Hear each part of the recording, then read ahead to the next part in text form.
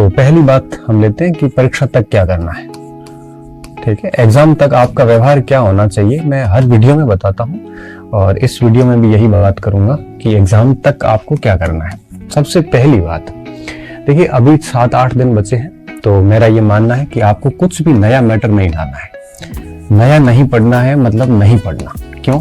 क्योंकि नया पढ़ा हुआ फायदेमंद तभी होता है जब हम उसका 3 से 4 बार ठीक से रिवीजन कर पाते हैं, और रिवीजन आप कर नहीं पाओगे। ऐसी स्थिति में नया पढ़ने से आपको लॉस ही होगा, फायदा नहीं होगा। ये बात लिख के लेना आप। तो जितना पढ़ा है आपने उसी को वापस पढ़ना। ठीक है, अब मार्केट में आप कोई नई किताब देखते हो, नए टेस्ट पेपर देखते हो या नया कोर्स देखते हो तो बच के रहे। अभी आप सिर्फ और सिर्फ वही कंटेंट वापस देखें जो अब पीछे 4-5-6 महीने में आपने पढ़ा है, उसी को रिवीजन करने का प्रयास करें। तो 10-20 नंबर का अगर इधर उधर होता है तो कोई लोड लेने की आवश्यकता नहीं है। और दूसरी बात, अभी जो टॉपिक छूट गए हैं उसको वापस नहीं देखना है। जो टॉपिक आपने छोड़े थे पहले वो देखने नहीं है, वो छोड़ दें। क्यों छोड़ना? इसलिए है कि अभी अगर उसको करोगे तो डेफिनेटली आप ठीक से नहीं कर पाओगे और 10, 20, 30 नंबर में कोई ज्यादा फर्क नहीं पड़ता। ठीक है। तीसरी बात, अभी जो 6-7 दिन का समय है इसमें रिवीजन सबसे अधिक करें। अब रिवीजन कैसे करना होता है? लास्ट टाइम में किताब की लाइन टू लाइन नहीं पढ़नी होती है। लास्ट टाइम में किताब के अंदर मेन पॉइंट्स होते हैं। जैसे आपने कोई किताब पढ़ी, उस किताब में आपने अंडरलाइन की होगी, उस किताब में आपने मार्जिन पे कुछ लिखा होगा या उस किताब में कोई घेरा किया होगा, है ना। तो वो बिंदु देख ले बस। बाकी ये लाइन टू लाइन देखोगे तो 3 से 4 महीने लग जाते हैं। ऐसी कोई ना करें। रिवीजन कैसे करना है? मोटे मोटे पॉइंट्स आपको देख। अब बात आती है मॉडल पेपर्स की।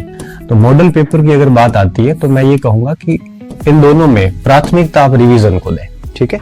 फिर भी अगर आपको लगता है कि सारा सिलेबस तैयार है तो फिर आप अगर आधा घंटा 15 मिनट रिवीजन कर लेते हो, मॉडल पेपर कर लेते हो तो कोई फर्क नहीं पड़ता।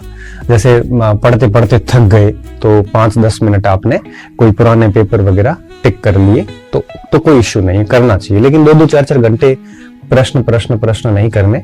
कोशिश ये करो कि रिवीजन करो और साथ में ऐसे आधा घंटा, 10 मिनट, 15 मिनट कोई मॉडल प्रश्न आता है सामने तो वो देख लो। इसमें कोई लॉस वाली बात नहीं है। ठीक है। इसके अलावा आप अभी कोई टेस्ट वगैरह ना दें। क्यों? क्योंकि अगर आपका लास्ट टाइम स्कोर वगैरह कम हो गया तो फिर आप वही तनाव में आ जाओगे, फिर बहुत बुरा फील करोगे। डिप्रेशन में कई बार बच्चे चले जाते हैं, स्ट्रेस आ जाता है, उसको लगने लगता है कि यार मेरी तो तैयारी नहीं है। ऐसी स्थिति आ सकती है। तो बेहतर है कि लास्ट टाइम में टेस्ट ना दें और उसकी बजाय आप 5, 10, 15, 20 प्रश्न देखते रहे। ठीक है। मॉडल पेपर ऐसे भी फायदा देता है जब थोड़ा सा डीमोटिवेशन होता है, जैसे लगता है कि मुझे कुछ भी याद नहीं, तब हम अगर यहाँ से 10, 15, 20 प्रश्न करते हैं तो थोड़ा सा कॉन्फिडेंस आता है कि हाँ मुझे आ तो रहा है। क्योंकि जैसे 10 प्रश्न करोगे तो 7-8 हो जाते हैं, तब जब 6-7 हो जाते हैं तो अंदर से अच्छा फील होता है कि हाँ कम से कम मुझे आ तो रहा है, और कॉन्फिडेंस वापस बन जाता है टाइप से। तो ये थोड़ा थोड़ा करते रहे, लेकिन तवज्जो उसको दें, रिवीजन को। ठीक है। टेस्ट वगैरह ना दें। अब बात आती है विभिन्न चर्चाओं से दूर रहें। ये चर्चाएं जो है ये आपके तनाव का कारण होता है। ठीक है। क्यों? क्योंकि ये जितने भी आप मार्केट में कहीं चाय की थड़ी पे जाओगे या लाइब्रेरी में बैठे हो या फिर दोस्तों के साथ बैठे हो, जनरली चर्चा ये है, कोई कहेगा कि पेपर आउट होते हैं, फिर सिलेक्शन नहीं होंगे, कोई कहेगा कि परीक्षा ही नहीं होगी, कोई कहेगा कि ये होगा वो होगा।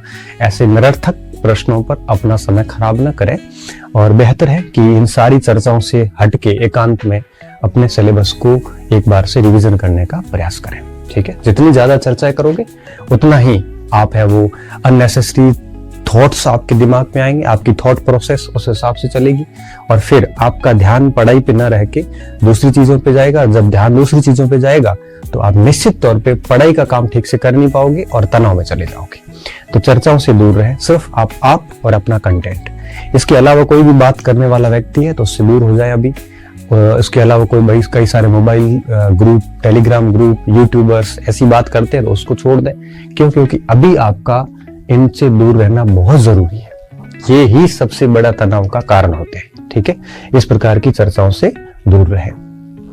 ये और किसी से कुछ मत पूछें कितनी कट ऑफ रहेगी या क्या कुछ होगा। ऐसा माइंड में कोई कट ऑफ या स्कोर लेके ना जाए कि मुझे इतना स्कोर करना है। स्कोर लेके कभी मत जाएं, क्योंकि पेपर कठिन होते हैं तो आपके दिमाग में जो सोचा हुआ स्कोर है वो नहीं हुआ तो आप टेंशन लोगे, ज्यादा करोगे, नेगेटिव मार्किंग होगी। पेपर सरल आ गया तो भी आप सोच के कुछ मत जाए, पहले प्री प्लान्ड कुछ नहीं होना चाहिए, सिर्फ ये होना चाहिए कि पेपर में 100% है।